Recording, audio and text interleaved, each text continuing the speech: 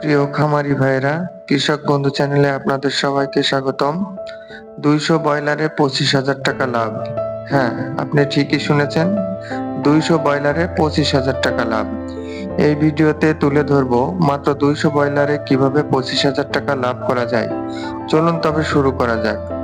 ২০০ ব্রয়লারে জায়গা লাগবে ২২০ বর্গ ফুট বা ১০ হাত বাই ১০ হাত।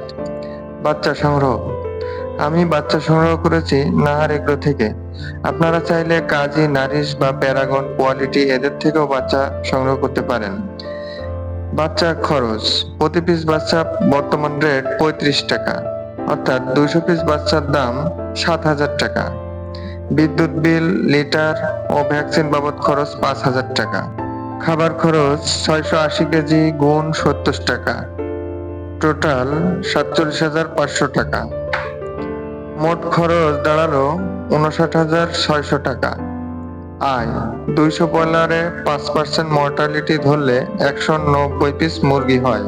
যেহেতু মাত্র ২০০ মুরগি চাষ হয়েছে, সেহেতু খুচরা মূল্যে বেশি ভালো দাম পাওয়া যায়।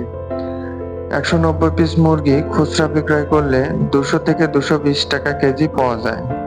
আমি কমটাই এখানে ধরলাম। ১৯০টা ব্রয়লারের গড় ওজন ২ কেজি ২০০, মোট ওজন ৪১৮ কেজি। তাহলে মোট বিক্রয় মূল্য হয় ৪১৮ কেজি গুণ ২০০ টাকা, ৮৩,৬০০ টাকা।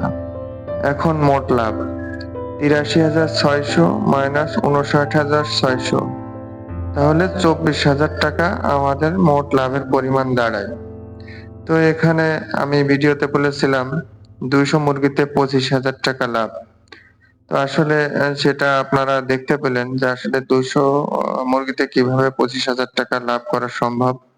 তো যাদের অল্প পুঁজি বা নতুন করে শুরু করতে চাচ্ছেন, নতুন উদ্যোক্তা হতে চাচ্ছেন বা পোল্ট্রি শিল্পে আসতে চাচ্ছেন, তো তারা স্বল্প পুঁজি নিয়ে ২০০ মুরগি দিয়ে শুরু করতে পারেন এবং আপনার বেকার সমস্যাকে সমাধান করতে পারেন।